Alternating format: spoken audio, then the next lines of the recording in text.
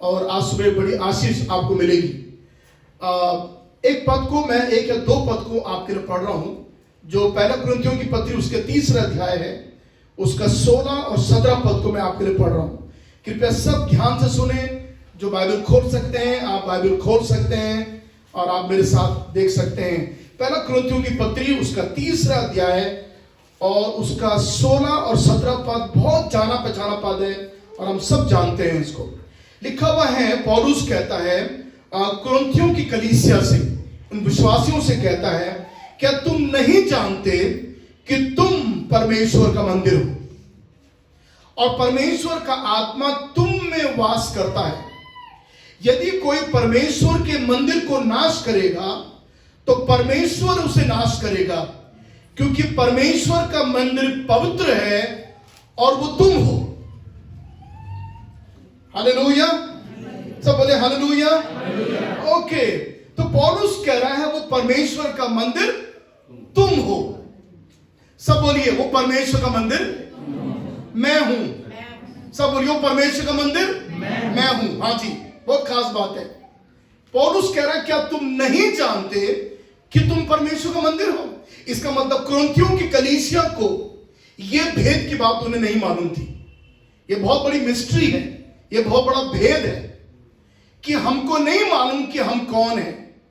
हमको यह मालूम है हम परमेश्वर के संतान हैं, हमें यह मालूम है हम प्रभु के लोग हैं, हमें यह मालूम है परमेश्वर ने हमें आशीष दी है, लेकिन हमें यह नहीं मालूम अभी तक कि हम स्वयं अपने आप में एक मंदिर हैं। मंदिर कितना अच्छा शब्द है वैसे अगर आप देखते हैं तो। और पौलुस कह रहा है कुरिन्थियों की कलीसिया, तुमको यह बात मालूम होनी चाहिए कि तुम एक साधारण से मसीह नहीं हो, परंतु तुम परमेश्वर के एक मंदिर हो। मंदिर जो होता है, बाइबल में जो मंदिर शब्द हिंदी की भाषा में आया है, अगर आप इसकी ओरिजिनल लैंग्वेज जो नीचे टिप्पणी में लिखा हुआ है, क्या तुम नहीं जानते कि तुम परमेश्वर का पवित्र स्थान हो। तो मंदिर क्या होता है? बेसिकली मंदिर परमेश्वर का पवित्र स्थान होता है, या मंदिर परमेश्वर का निवास स्थान होता है। आप बहुत ध्यान दीजिए, मैं इसलिए बहुत कोशिश कर रहा हूं कि मैं बड़े साधारण तरीके से बता सकूं। मंदिर परमेश्वर का पवित्र स्थान होता है, मंदिर परमेश्वर का निवास स्थान होता है। सुनिए, अगर परमेश्वर का पवित्र स्थान नहीं है, अगर परमेश्वर का निवास स्थान नहीं है, इसका मतलब वो मंदिर में नहीं है। तो उसको मंदिर होने के लिए उसमें परमेश्वर का पवित्र स्थान होना जरूरी है। अगर परमेश्वर का पवित्र स्थान है, इसका मतलब वो परमेश्वर का मंदिर है। देखो कितनी अच्छी बात हमको वचन में से पढ़ने को मिल रही है। और प्रभु कह रहा है कि तुम नहीं जानते कि क्या तुम परमेश्वर का मंदिर हो। परमेश्वर का मंदिर पवित्र है और पौलुस कह रहा है वो तुम हो। इसका मतलब परमेश्वर अपने निवास स्थान को और अपने पवित्र स्थान को प्रभु हमारे जिंदगी में बनाना चाहता है। प्रभु हमारे अंदर वास करना चाहता है, जैसे परमेश्वर मंदिर में आता है। अगर परमेश्वर मंदिर में नहीं है तो वो मंदिर नहीं है। अगर एक स्कूल में बच्चे नहीं है तो वो स्कूल नहीं है ना। खाली बिल्डिंग पड़ी, कोई बच्चा पढ़ता ही नहीं वहां पर, तो हम कहेंगे ये स्कूल है, तो वो गलत है। उसमें बच्चे जाते हुए दिखाई देने चाहिए, तब स्कूल बोलेंगे। परमेश्वर के मंदिर में अगर स्वयं परमेश्वर नहीं है तो मंदिर नहीं है, और अगर परमेश्वर है तो वो पवित्र स्थान है। हालेलुया। आज एक बड़ी अच्छी बात बताऊंगा आपको, बहुत ध्यान से सुनना है, आपको बड़ी आशीष मिलेगी। परमेश्वर का मंदिर जो है वो पवित्र स्थान है। मैं ये बात आपके मुंह में आज डालना चाहता हूं। परमेश्वर का मंदिर परमेश्वर की रहने की जगह है। अगर ईश्वर वहां नहीं है तो वो मंदिर नहीं है। मंदिर के लिए जरूरी है कि परमेश्वर हमारे जीवन में वास करे, क्योंकि परमेश्वर मंदिर में वास करता है, पवित्र स्थान में वो रहता है। देखिए बाइबल को कुछ पढ़ने में जल्दी नहीं पढ़ रहा हूं, जो अभी आप मत खोलिए उसको। हबक्कुक 2:20 में लिखा हुआ है परमेश्वर अपने पवित्र मंदिर में है। भजन संहिता 11:4 में लिखा हुआ है परमेश्वर अपने पवित्र भवन में है। और तब प्रकाशित वाक्य की पुस्तक में 11 अध्याय के 9 पद में यूहन्ना दर्शन में कहता है कि मैंने स्वर्ग में परमेश्वर के मंदिर को देखा है। जब यूहन्ना ने दर्शन देखा तो उसने स्वर्ग में कुछ और नहीं देखा, परमेश्वर के मंदिर को देखा। मंदिर मतलब, फिर आपको समझ, ये बिल्डिंग के बारे में बात नहीं कर रहा हूं, सॉरी, मैं आपको बताना भूल गया। मैं किसी बिल्डिंग के इमारत के बारे में नहीं बोल रहा हूं भाई, आप गलत समझ रहे हैं। परमेश्वर का पवित्र स्थान ही उसका मंदिर है। मैं आपको उदाहरण दे रहा हूं। हम लोगों ने लैंसडाउन एक जगह है, यहां से मालूम कितने लोग गए हैं, बड़ी प्यारी जगह, आर्मी का कैंट एरिया है। तो ऊपर एक आर्मी का चर्च था, वो कई साल सीएनआई का चर्च था और सीएनआई ने वो चर्च छोड़ दिया, फिर बंद हो गया। बाद में हम लोगों ने उसको टेक ओवर किया चर्च को, लेकिन 6 महीने तक आर्मी ने वो चर्च हमको नहीं दिया। तो मैं वहां जाता था, आराधना करता था, लेता था शुरू के दिनों में। तो जब चर्च नहीं खुला, हमने चर्च के पीछे एक पेड़ के नीचे 6 महीने आराधना करी। 6 महीने हम लोगों ने इतवार में आराधना करी। मैं जाता था आराधना लेने के लिए। अब मैं बताऊंगा आपको, परमेश्वर ने 6 महीने आराधना के बाद में वहां लोगों ने उद्धार पाया, लोगों ने जिंदगी पाई। मैंने 7-8 बपतिस्मे दिए पेड़ के नीचे आराधना करते करते करते करते 6 महीने। तो आप सोचते हो वो मंदिर था क्या? वो मंदिर था? वो एक पेड़ था केवल। उस पेड़ के, बड़े पेड़ की छांव के नीचे हम बैठते थे, मैं गिटार लेता था, हम आराधना करते थे, मैं प्रचार करता था, हम बीमारों के लिए प्रार्थना करते थे। और मैंने देखा उस पेड़ के नीचे काफी लोग इकट्ठा होने, धीरे धीरे करके इकट्ठा होने लगे। तो परमेश्वर ने कईयों के जीवन से बातें करी और कईयों ने प्रभु यीशु को पाया और हमने उनको बपतिस्मा दिया। तो वो मंदिर नहीं था, वो मंदिर नहीं था, वो मंदिर था। क्यों? क्योंकि वो परमेश्वर का निवास स्थान था, वो परमेश्वर का पवित्र स्थान बन गया था, क्योंकि प्रभु उस स्थान पे आता था। देखो, यीशु ने कहा जहां 2 या 3 मेरे नाम से क्या होते हैं, इकट्ठे होते हैं, वो मेरा पवित्र स्थान बन जाता है। अगर आप परमेश्वर के पवित्र स्थान को समझना चाहते हैं तो समझ जाइए कि परमेश्वर का पवित्र स्थान ही उसका मंदिर है। ओके, अगर हम इस बात को नहीं समझेंगे तो हमारे लिए बड़ा कठिन होगा परमेश्वर को अपने मंदिर में लाना। हमारा जो शरीर है, आगे लिखा हुआ है, एक बात और भी लिखा हुआ है, क्या तुम, हमारे शरीर भी, जो हमारी देह है, ये अपने आप में एक मंदिर के रूप में परमेश्वर हमको दिया है। क्योंकि परमेश्वर वास करना चाहता है, परमेश्वर आना चाहता है, लेकिन वो कहां आएगा? वो तो अपने मंदिर में आएगा ना, वो तो अपने पवित्र स्थान में आएगा। तो कहां है वो पवित्र स्थान? देखो, एक बड़ी अच्छी बात मैं आपसे कहना चाहता हूं। यूहन्ना के 2 अध्याय में यीशु मसीह ने यरूशलेम का मंदिर, ये कोई तस्वीर है इसकी, हालांकि थोड़ा वो इस प्रकार का था, लेकिन हमने ये एग्जैक्टली नहीं की, लेकिन एक छवि है आपके सामने, एक इमेज है मंदिर की, जो यहाँ पर फोटो बनी हुई है। यीशु मसीह ने यरूशलेम के मंदिर के पास खड़ा होकर, बहुत ध्यान से सुनना, एक बात बोली जो सारे लोगों ने सुना। यीशु ने कहा, तुम इस मंदिर को ढा दो और मैं इसको 3 दिन में खड़ा कर दूंगा। तो जो वहां पर बड़े बड़े शास्त्री और ज्ञानी लोग खड़े थे, वो कह रहे हैं क्या बकवास कर रहा है ये, इस मंदिर को बनने में 46 वर्ष लगे हैं। आप जो तस्वीर देख रहे हैं, मैंने कहा इस टाइप का वो मंदिर रहा होगा समय में। लोगों ने कहा इस मंदिर को बनने में कितने साल लगे? 46 वर्ष लगे। बाप रे बाप। और तू कहता है कि तू उस मंदिर को ढा दो, मैं 3 दिन में खड़ा कर दूंगा। एक्चुअली प्रभु उस मंदिर के बारे में, ढाने के बारे में नहीं कह रहा था। तो आगे अगर आप 21-22 पद को पढ़ेंगे, तब बाइबल में लिखा हुआ है, वहां पर पढ़ लीजिए इस पद को। यूहन्ना का 2 अध्याय खोल लीजिए, यूहन्ना 2 अध्याय, और देखिए वहां पर प्रभु यीशु मसीह किस बात को इशारा कर रहा है। पढ़िए उसका 20 पद और 21 पद। हाँ जी, 2 अध्याय 20-21 पद। यहूदियों ने कहा, हाँ, इस मंदिर के बनाने में हाँ, 46 वर्ष लगे। कितने लगे हैं वर्ष? 46 वर्ष लगे मंदिर को बनने में। हाँ जी, उसके बाद क्या तू उसे 3 दिन में खड़ा कर देगा? तो 3 दिन में खड़ा कर देगा? जिसको 46 वर्ष लगे हैं उसको 3 दिन में खड़ा कर देगा? देखिए क्या प्रभु क्या कहना चाह रहा है। जी, परंतु उसने अपनी देह के मंदिर के बारे में कहा था। परंतु यीशु ने, ध्यान दीजिए, यीशु ने अपनी देह के, बोलिए ना, मंदिर के विषय में कहा था। इसका मतलब प्रभु यह बताना चाह रहा है कि मेरा देह जो इस संसार में आया था, वो एक मंदिर के रूप में आया था। हेलो, अंडरस्टैंड करो, ये बड़ी खास शिक्षा है बाइबल की जो है। यीशु ने जब कहा इस मंदिर को ढा दो, उस बिल्डिंग को, मैं इसको 3 दिन में खड़ा कर दूंगा, यहूदियों ने कहा कि इसको 46 वर्ष लगे, जिसको 46 वर्ष लगे वो 3 दिन में कैसे खड़ा कर देगा? तो कुछ जादू मंत्र होगा, क्या होगा? मुश्किल, असंभव बात है।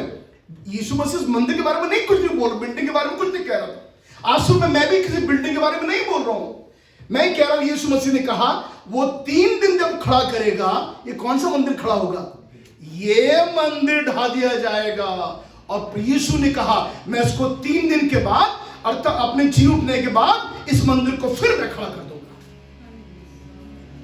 यीशु अपने मंदिर के बारे में बात कर रहा था, अपने शरीर के बारे में बात कर रहा था। आज सुबह मैं आपके शरीर के बारे में बात कर रहा हूं। आज सुबह, सॉरी टू से, मैं किसी बिल्डिंग के बारे में नहीं बोल रहा हूं। आप कल्पना करो, लोग अक्सर कहते हैं कि आपने वो चर्च देखा वहां का? मैंने कहा कहां का? अरे वहां को क्या सुंदर है, बाप रे बाप, अरे क्या, ऐसा लोग कहते हैं। अब मैं दिल में कहता हूं वो सुंदर दिखने में है, उसमें जो लोग हैं वो कितने सुंदर है ये मुझे मालूम नहीं है। अंदर बैठने वाले लोगों को सुंदर होना चाहिए, अंदर बैठने वाले लोगों को परमेश्वर का निवास स्थान बनना चाहिए, अंदर बैठने वाले लोगों को परमेश्वर का पवित्र स्थान बनना चाहिए। अगर वो पवित्र है, इसका मतलब बिल्डिंग भी खूबसूरत है। कैसा लगेगा आपको? बिल्डिंग बड़ी खूबसूरत है, इमारत बड़ी खूबसूरत है, पास्टर बड़ा हैंडसम है, चोगा पहना हुआ है, आगे क्वायर खड़ी हुई है, यहाँ पुलपिट है, यहाँ पर बेंचेस हैं, यहाँ पर ऑर्गन है, यहाँ पर क्रॉस लगी हुई है, यहाँ मोमबत्ती जल रही है, यहाँ पर खुशबू फैली हुई है, सब चीज बहुत बढ़िया हो रहा है। लोग टाई सूट में वहां पर आ रहे हैं, अच्छे अच्छे कपड़े पहन के आ रहे हैं, अंग्रेजी भाषा में बोल रहे हैं, सब बातें अच्छी हैं। पर यदि परमेश्वर का निवास स्थान नहीं है, यदि परमेश्वर का पवित्र स्थान नहीं है, ऐसी चीज का फायदा क्या? बताइए मुझे। अच्छा, यदि हम किसी पेड़ के नीचे बैठ कर आराधना करें, परमेश्वर को वही निवास स्थान बन जाएगा। हालेलुया, धन्यवाद हो प्रभु का। इसलिए हम इमारत के बारे में, ना यीशु मसीह यरूशलेम के मंदिर के बारे में नहीं बोल रहा इसको ढा दो। यीशु कह रहा है अगर तुम इस मंदिर को ढा दोगे, यीशु ने अपने देह के बारे में बोला, यीशु ने कहा तुम ढा भी दोगे, 3 दिन के बाद मैं इस मंदिर को खड़ा कर दूंगा। यीशु अपने देह के बारे में कहना चाहता था। आज सुबह मैं भी ये बताना चाहता हूं, आपका जो देह है, आपकी जो शरीर है, आपका जो बॉडी है, ये कोई ऑर्डिनरी नहीं है। परमेश्वर ने इसको अपना मंदिर बनाया है ताकि परमेश्वर का वो पवित्र स्थान बन जाए। हालेलुया, हालेलुया, धन्यवाद हो प्रभु का। यीशु मसीह के नाम की स्तुति होने पाए। देखिए, जब परमेश्वर ने सबसे पहला मंदिर बनाया, वो मंदिर बनाने से पहले परमेश्वर की इच्छा थी कि मेरा कोई निवास स्थान हो। पुराने नियम में पढ़ते हैं तो प्रभु ने क्या करा? परमेश्वर ने मूसा से कहा, जो नहीं पढ़ते हैं आप समझ जाइए, परमेश्वर ने अपने दास मूसा से कहा कि मेरे लिए तो तंबू बना। It was a temporary type of thing, like एक ऐसा तंबू बना ताकि उस तंबू में मेरी उपस्थिति आए, मेरा वो पवित्र स्थान बन जाए। तो जब परमेश्वर ने मूसा को नक्शा दिया उसका, तो परमेश्वर इस मंदिर को जब बनवाया, तो परमेश्वर इस मंदिर को 3 भाग में बनवाया। बहुत ध्यान से समझना, 3 भाग में बनवाया। वो मंदिर जो पहला तंबू बना था, जिसको मिलाप का तंबू बोलते हैं, वो 3 भाग में बना था। अगर हम आपको तस्वीर में देख रहे थे, तस्वीर को उसको देखिए, वो मिलाप का तंबू ऐसा बना था। ध्यान दीजिए मेहरबानी करके, ये पूरा मिलाप का तंबू ये था, और ये सब कुछ टेम्पररी था, परमानेंट नहीं था। इसके जो बाहर के ये लोग हैं, ये सारे लोग हैं बाहर खड़े हुए हैं, ये इस्राएली लोग हैं, और इसके अंदर ये लोग नहीं जा सकते। अंदर जाने के लिए आपको अनुमति नहीं है किसी को भी, क्योंकि ये सारा परमेश्वर का निवास स्थान है। ओके, तो जब अंदर जाना है तो केवल इसमें याजक जाएंगे, और इसको ये 3 भाग में इस प्रकार से बना था। ये बाहर का आंगन, और उसके बाद बीच में जो तंबू बना हुआ है वो पवित्र स्थान, और जो पीछे वाला स्थान है उसको बोलते हैं महापवित्र स्थान। तो ये जो परमेश्वर का जो तंबू बना था, ये 3 भाग में बना था। लोग अंदर नहीं जा सकते थे। इसलिए जब यीशु मसीह ने मंदिर की सफाई करी नए नियम में, यीशु मसीह भी अंदर नहीं जा सकता था दरअसल, क्योंकि अंदर जाने का अधिकार केवल याजकों को था। केवल याजक लोग, जो प्रीस्ट होते थे, जो पुजारी होते थे, वही अंदर जाकर ये सब जो बलिदान ये लोग किया करते थे। इसलिए साधारण लोगों को अनुमति नहीं थी, तो लोग बाहर खड़े रहते थे केवल। इस तरह से एक तस्वीर आपके लिए मैं थोड़ा और आपको स्पष्ट करता हूं। आगे तस्वीर देख लीजिए, ये इस प्रकार का था। देख, ध्यान से देखिए, ये बाहर का स्थान जहां पर बलिदान होता था, भारी स्थान। उसके बाद में ये पवित्र स्थान, आधा पवित्र स्थान, और उसके बाद में ये महापवित्र स्थान वो होता था। सो आउटर कोर्ट इंग्लिश में बोलते हैं, then we always say holy place, and then we say holy of holy place. तो 3 भाग में ये परमेश्वर ने अपने निवास स्थान को बनाया था। Very interesting. आपको मालूम है हम जो मनुष्य हैं, आगे देख लीजिए, हाँ जी, हम जो मनुष्य हैं हम भी 3 भाग में बने हुए। देखो डाल दीजिए, तस्वीर डाल दीजिए। देखो मनुष्य 3 भाग में बना हुआ। मन में कैसे बना हुआ? मनुष्य शरीर में बना हुआ है, उसके अंदर प्राण है और उसके अंदर आत्मा है। भारी स्थान, पवित्र स्थान और महापवित्र स्थान, 3 भाग में परमेश्वर ने उस तंबू को बनाया था जो सबसे पहला इस दुनिया में परमेश्वर की उपस्थिति का आने का जगह परमेश्वर ने बनाई थी। 3 भाग में बना था। 4 भाग में क्यों नहीं बनाया? 2 भाग में क्यों नहीं बनाया? 3 भाग में बनाया। देखिए इंसान के शरीर में भी हम 3 भाग हैं हमारे। हम शरीर में जीते हैं, प्राण से हम लोग सांस लेते हैं और जीते हैं, और आत्मा जहां से आती है मरने के बाद वापस ईश्वर के पास चली जाती है। 3 भाग में परमेश्वर, और ये तीनों चीजें बड़ी कीमती हैं इन 3 भाग में। अब आप देखिए इस तरह से, अब डालिए नेक्स्ट। किस तरह हमारे जो शरीर है वो हमारा बाहर का कोट है, भारी स्थान है हमारा। ओके जी, शरीर जो है मंदिर का भारी स्थान है। ओके, उसका प्राण क्या है? प्राण हमारा पवित्र स्थान है। और उसके बाद तीसरा क्या है? और आत्मा हमारी महापवित्र स्थान है। इस प्रकार से आप देख रहे हैं इसको, ये शरीर का हमारा जो ढांचा है उस प्रकार से। इसका मतलब मैं आज क्या कहना चाहता हूं आपसे कि परमेश्वर को जो मंदिर है वो हमारा शरीर है, हम हैं। परमेश्वर ने हमको अपना मंदिर बनाया है ताकि प्रभु क्या कर सके, ताकि हमारा जो शरीर है वो परमेश्वर का पवित्र स्थान बन जाए। हाँ जी, अच्छा, अब मैं एक प्रश्न पूछ रहा हूं आपसे। जब प्रभु यीशु मसीह ने अपने समय में कोड़ा बनाकर, हंटर बनाकर लोगों को मंदिर में से बाहर निकाला, क्योंकि लोग वहां व्यापार कर रहे थे, बहुत ध्यान से व्यापार कर रहे थे, लोग लेन देन कर रहे थे। यीशु मसीह ने इन तीनों स्थानों में से किस जगह की सफाई करी? बोलिए। बाहर का कोट किया, पवित्र स्थान किया कि महापवित्र स्थान? कौन सी सफाई करी? कौन लोगों को, किन प्रकार के लोगों को बाहर निकाला वहां से जो व्यापार कर रहे थे, लेन देन कर रहे थे? यीशु मसीह ने बड़ा गुस्सा हुआ, प्रभु ने कोड़ा लिया हाथ में, उनको बाहर निकालकर मंदिर की सफाई करी। कौन सा इन 3 स्थानों में से परमेश्वर ने किसको साफ किया? बाहर का कोट कि बीच वाला कि महापवित्र स्थान? बोलिए। बाहर का। Very good. आप यीशु मसीह ने बाहर के स्थान को, ये स्थान को साफ किया। इसका मतलब प्रभु आपके मेरे सारी बातों से बढ़कर प्रभु हमारे शरीर को साफ करना चाहता है। समझ गया? प्राण ठीक है, जिस समय इंसान मरता है उसका प्राण निकल जाता है, आत्मा प्रभु के पास जहां से आई वो चली जाती है। हमारा शरीर बहुत बेकार है, हमारा शरीर बहुत बिगड़ा हुआ है। इंसान जो भी करता है अपने शरीर में करता है। हम सोचते हैं अपने शरीर में सोचते हैं, हम किसी ने बहुत गंदा सोच रहे हैं तो हम शरीर में सोच रहे हैं, हमारी आत्मा नहीं सोच रही, हमारे शरीर में सोच रहे हैं। हमको किसी का हत्या करने जानी है, आज मैं उसको हत्या कर जाऊंगा, चाकू लेकर पेट में घोंप के जाऊंगा उसके। वो क्या कर रहा है हमारा? ये हमारा शरीर कर रहा है। आज मैं उसको गाली लेके आऊंगा, ये कौन कर रहा है? ये हमारा शरीर कर रहा है। हर बुरे काम इंसान शरीर से करता है। यीशु ने क्या करा? ये भारी स्थान को एक कोड़ा बनाकर इस भारी स्थान को साफ और स्वच्छ किया। पवित्र आत्मा चाहता है कि हमारा जो शरीर है वो साफ किया जा सके, और जब ये साफ होगा ये परमेश्वर का निवास स्थान बन जाएगा। हालेलुया। आप समझने की कोशिश करना, पौलुस ने बड़े भेद को बता रहा है। क्या तुम नहीं जानते कि तुम परमेश्वर का मंदिर हो? और ये सच है, हम नहीं जानते, हम नहीं जानते, बहुत से लोग नहीं जानते, बहुत से बड़े बड़े लोग नहीं जानते, बहुत से बुद्धिजीवी नहीं जानते, बहुत से डॉक्टर्स लोग नहीं जानते, पायलट को नहीं मालूम, इंजीनियर्स को नहीं मालूम, दुनिया के बड़े बड़े राजाओं को नहीं मालूम, प्रधानमंत्री राष्ट्रपति को नहीं मालूम। उनको यह मालूम नहीं है कि वही परमेश्वर का मंदिर है, उनको मालूम ही नहीं है। पौलुस कह रहा, क्या तुम नहीं जानते कि तुम परमेश्वर का मंदिर हो? नहीं, हमें नहीं मालूम कि हम परमेश्वर का मंदिर है। लेकिन जब यीशु मसीह हमारी जिंदगी में आता है हमको मालूम हो जाता है मैं कौन हूं। हालेलुया। जब यीशु हमारी जिंदगी में आता है हमें मालूम है मसीह जीवन में हम क्या हैं और हमारा मोल क्या है।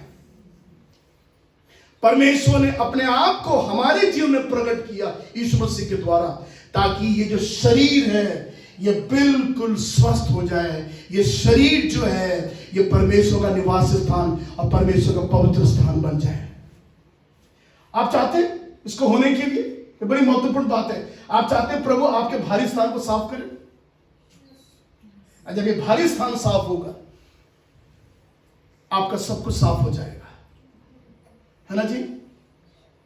अब एक बड़ी समस्या है, ये समस्या है कि हम अपने शरीर से जो हम लोग पाप करते हैं उससे हमारी आत्मा बिगड़ जाती है, हमारी आत्मा गंदी हो जाती है, हमारी आत्मा कुरूप हो जाती है, हमारी आत्मा बदसूरत हो जाती है। कैसे? ये शरीर जब करता है।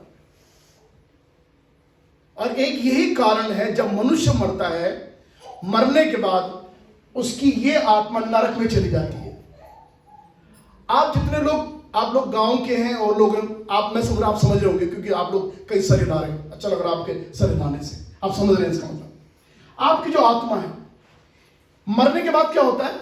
शरीर मर जाता है, ये निकल जाता है, शरीर दुनिया में छोड़ देते, हम इसको रस्सी से बांधकर और शमशान घाट में जला देते हैं इसको। लेकिन जो आत्मा है ये चली जाती है निकल कर, और कहां, जहां से ये आई है, बाइबल कहती है जहां से आई है ये वापस वहीं चली जाती है। अब कैसी आत्मा भेजी आपने, ये आपको सोचना पड़ेगा। जब एक बच्चा संसार में एक आत्मा को लेकर पैदा होता है तो वो आत्मा पवित्र होती है, शुद्ध होती है। हम क्या करते हैं, वो जो, इसलिए बच्चे हम लोग कहते हैं निर्दोष होते हैं, उनकी आत्मा निर्दोष होती है, उनको बेचारों को मालूम नहीं था कुछ भी। तो हम क्या करते हैं, जैसे हम बढ़ते हैं, परिपक्व होते हैं, हमारा शरीर पाप में पाप करने लगता है, झूठ बोलने लगता है, मक्कारी करने लगता है, गंदगी फैलाने लगता है। इसके सारे किए हुए पापों के कारण से ही हमारी जो निर्दोष और शुद्ध आत्मा है वो बर्बाद हो जाती है। तो मरने के बाद हम कहते नहीं नरक जाएगा। क्यों बोलते नरक जाएगा? इसलिए नरक जाएगा क्योंकि इसने अपने शरीर से जो पाप किए थे, इसके शरीर के किए हुए पापों के कारण उसकी आत्मा कुरूप हो गई है, बदसूरत हो गई है। इसलिए इस आत्मा में नरक जाना जरूरी है। आप जरा सोचो, मैं परसों भाई प्रतीक से बात कर रहा था, हम लोग बात कर रहे थे, वो कह रहे हैं कि सर मैं धन्यवाद देता हूं जिस प्रकार से, मतलब हम लोग को, हमने जब प्रभु को जाना है तो ये कितना अद्भुत है हमारे लिए। कह रहा मुझे बड़ी खुशी होती है बात के बारे में। ऐसे बातें लोग नहीं जानते जो हम लोग जानते हैं। वो कहने लगा सर मैं अपने जीवन के बाद बहुत निराश रहता हूं, लेकिन प्रभु का वचन ही है जो मुझे धैर्य देता है। प्रभु का वचन है जो मुझे उत्साहित करता है मेरे मसीह जीवन में, नहीं तो मैं टूट के बिखर जाऊं। और ये सच बात है। तब एक बात और कहने लगे, प्रोफेसर ये कितनी अच्छी बात है ना कि हमको अपना भविष्य मालूम है। मैंने कहा वेरी गुड, यस, हमें मालूम है अपना भविष्य। दुनिया के लोगों को उनका भविष्य मालूम नहीं है। वो सोचते हैं भैया, उनकी फिलॉसफी यह है भाई खाओ पियो मौज लो, क्योंकि कल किसी ने देखा नहीं कल क्या होगा। लोग कहते हैं वर्तमान में खाओ पियो मौज करो, जितना मौज लेनी ले लो, क्योंकि कल क्या होगा किसको मालूम कल क्या होगा। सब जानते हैं हम लोग, एक तरह की सिद्धांत है पूरी दुनिया में। मैं ये कहता हूं खा लो पी लो मौज कर लो अभी, लेकिन तुम्हारा भविष्य कितना भयानक होगा तुमको मालूम नहीं है। क्योंकि भविष्य क्या है, वो एक ऐसा भविष्य है जिसमें आग और नरक है और कुछ नहीं है।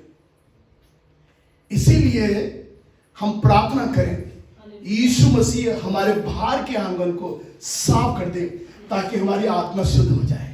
हालेलुया।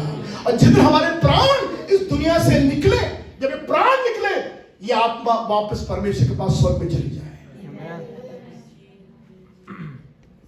ये जो टीचिंग है ये बहुत इंपॉर्टेंट है। आज के समय में लोगों को सिखाना जरूरी है।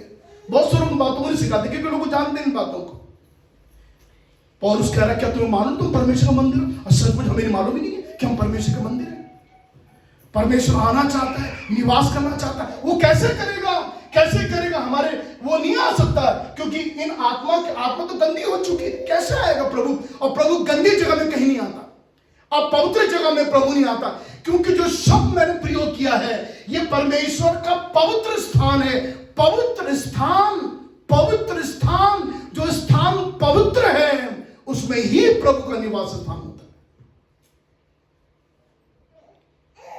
आप किसी गंदे होटल में रात सोना पसंद करेंगे? गंदे होटल में दरवाजे टूटे पड़े हुए हैं और बदबू आ रही है उनके टॉयलेट में अंदर से, और कहना चाहिए लोगों ने पान का थूक कुछ फेंका हुआ है दीवारों पर, आप ऐसे होटल में रहना पसंद, रात में गुजारना पसंद करोगे? है?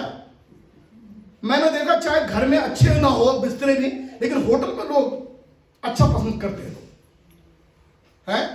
चाहे घर में दीवार टूटी भी हो, लेकिन होटल में जाएंगे, जी ये कमरा कैसे है आपको? सही नहीं है, आप अब पहले दीवार ठीक कर अपने घर के पहले, है ना?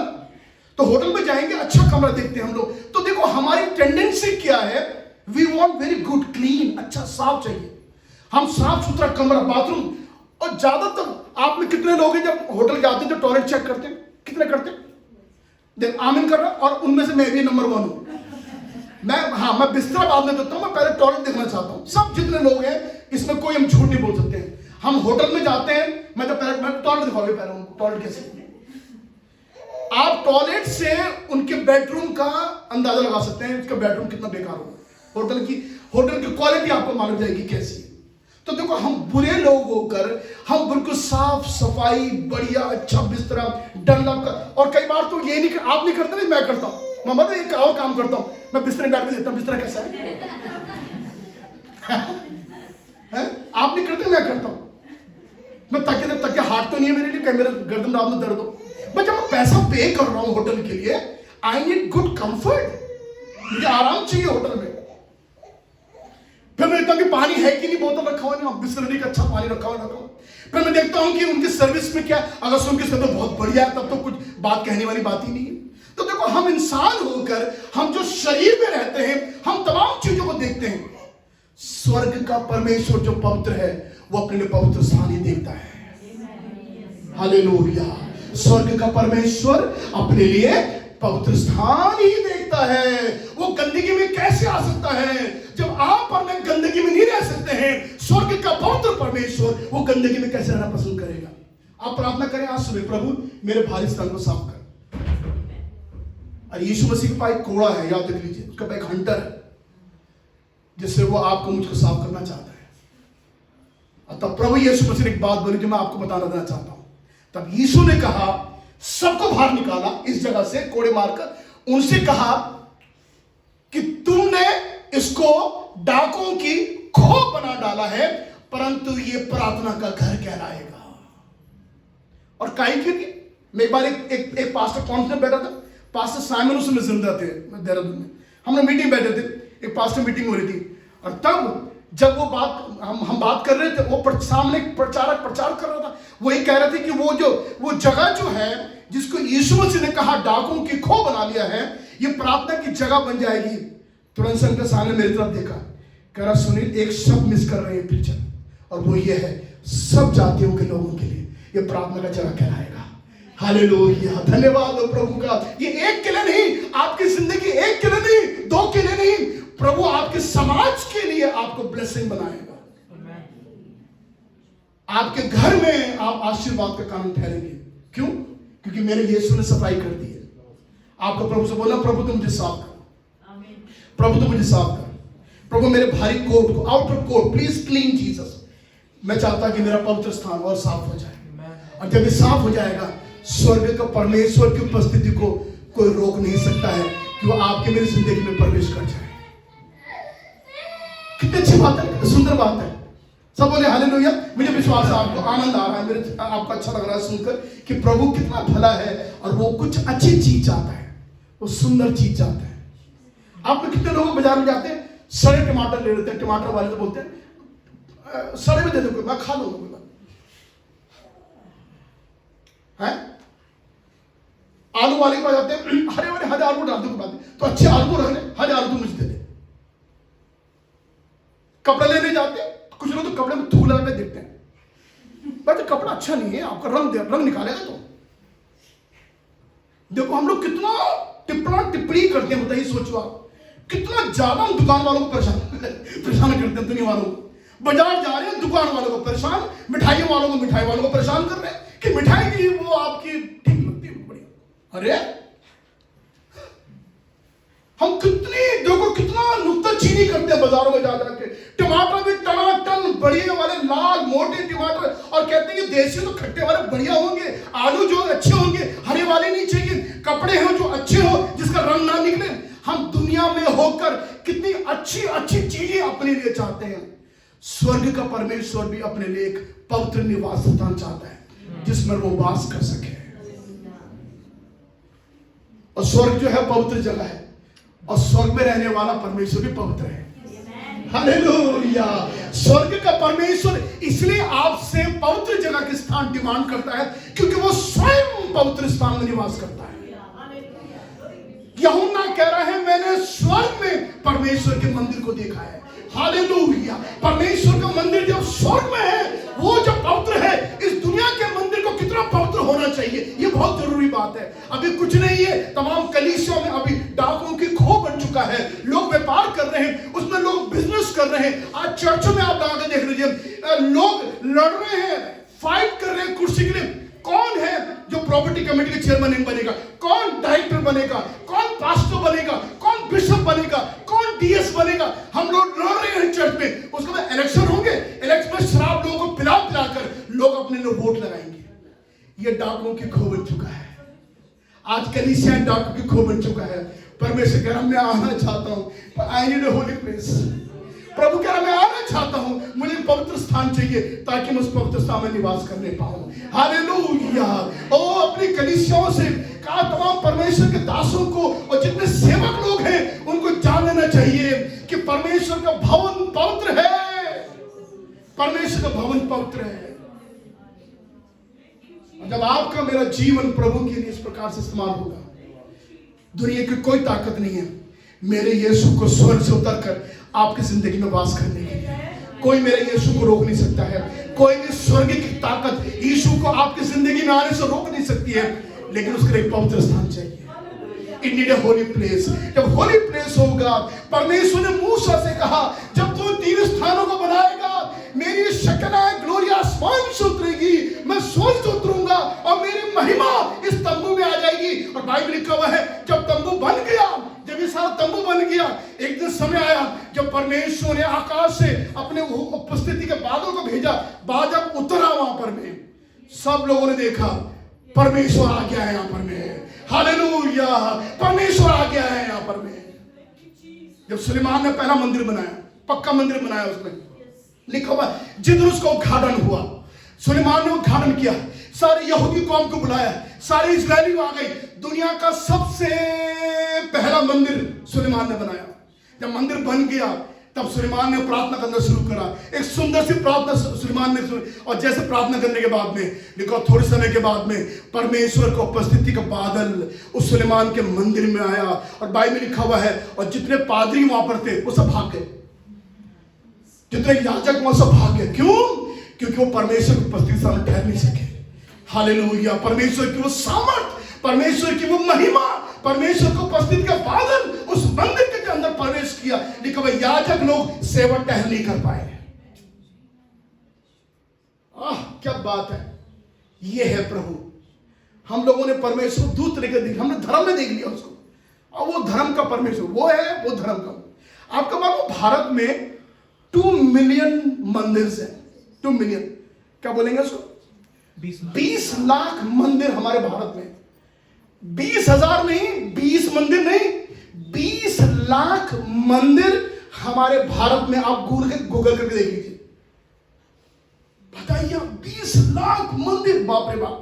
अच्छी बात है, हम बुरा नहीं कह रहे हैं, इट्स वेरी गुड, मंदिर होना चाहिए। लेकिन हम ये प्रार्थना कर रहे हैं, क्या वो मंदिर परमेश्वर निवास स्थान है क्या? बस हमारा ये प्रश्न। मंदिर होना तो बुरी बात नहीं, खूब मंदिर, 20 नहीं 40 लाख मंदिर होने चाहिए हमारे देश में। लेकिन क्या हम प्रश्न करते हैं प्रभु की वो पवित्र स्थान, वो निवास स्थान उस वहां पर है क्या? आपको मालूम है कुछ चर्चों में क्या होता है? इतवार में पादरी बोलता रहता है, चर्च का आदमी खड़े होकर पादरी को बुरा बुरा बोलने लगता है। चर्च में झगड़े शुरू हो जाते हैं, बाद में चर्च के बाद बीच में चर्च में झगड़े शुरू हो जाते हैं। ऐसी कलीसियाओं का आज हाल है। ये लोग अगर नरक में नहीं जाएंगे तो कहां जाएंगे, तो सोचो आप। क्योंकि परमेश्वर का मंदिर पवित्र है और वो तुम हो, वो तुम हो। मेरी बहनों, आप परमेश्वर का मंदिर हो, परमेश्वर का मंदिर। मेरे भाइयों, आप परमेश्वर का मंदिर हो। मेरे बच्चों, तुम परमेश्वर का मंदिर हो। अपने मंदिर को बर्बाद मत करना, अपने मंदिर की भावनाओं को भी ठेस मत पहुंचाना। आपका मंदिर पवित्र है, यीशु मसीह ने कहा वो तुम हो।